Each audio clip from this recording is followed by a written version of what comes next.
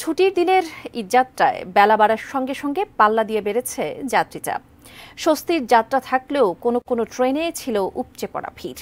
অন্যদিকে বাস টার্মিনালগুলোতে বাড়তি ভাড়া সহ নানা ভোগান্তি সঙ্গী করেই বাড়ি ফিরতে গাড়ি ধরছেন মানুষ। শুধু দরজা নয়, দরজা জানলা দিয়ে ওঠার চেষ্টা আর তা না পারলে ট্রেনের ছাদে ঈদযাত্রা। উৎসবকে ঘিরে বাড়ি ফেরার এমন ভোগান্তি প্রতি বছরই হয় সঙ্গী ঘরমুখো মানুষের। ভোগান্তি আছে, বিরক্তি আছে, তারপরও আছে বাড়ি ফেরার আনন্দ। এসেই দেখি যে ট্রেন পাইছি, তো অনেক ভালো লাগতেছে। গরমের মধ্যে আরো বেশি খারাপ লাগতেছে, তাও আনন্দ, ঈদের সময় বাসায় যাবো। ঈদ মোবারক সবাইকে।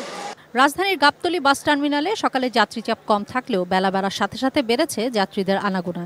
এ রুটে গাড়ি পাচ্ছেন যাত্রীরা, তবে রাজধানীর প্রবেশমুখ হওয়ায় লেনের দুই পাশেই আছে গাড়ির চাপ।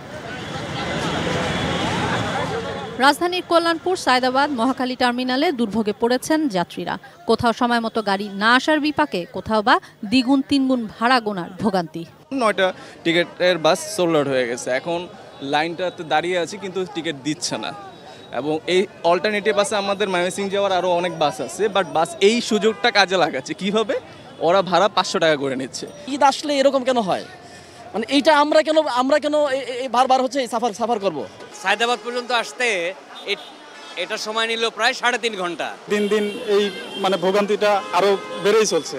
তবে স্বস্তির যাত্রা দক্ষিণাঞ্চলের মানুষের। সদরঘাট লঞ্চ টার্মিনালে যাত্রীর চাপ বাড়লেও স্বস্তি নিয়েই ঈদ উদযাপনে ঢাকা ছাড়ছেন সবাই। লঞ্চে ওঠার পর তো সিট দেখি না, কিন্তু লঞ্চ টার্মিনালে আগের তুলনায় একটু ভিড় কম, এটা স্বস্তি লাগছে। ঢুকতে কোনো সমস্যা না, কিন্তু রাস্তায় জ্যাম ছিল, বাট লঞ্চের ভিতরে অনেক লোক। কিশোর জাহান, এটিএন নিউজ, ঢাকা।